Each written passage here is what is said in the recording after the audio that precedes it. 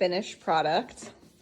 Didn't use this stand because, to be honest with you, this part is plastic and don't love the way that it looks, and I don't really think it's needed. Personally, this would go under the TV there. Took about 20 minutes to put together. Pretty easy. Basically what you do, I'm gonna give the directions here because it was a little unclear. You put the feet on the wheels on this bottom part first. Then you attach this, screw it in to the bottom, screw it into here. Then you attach these things to the TV, put these tubes across here.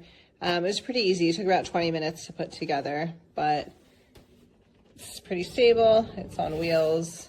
And now I have a portable TV, so I'm very excited.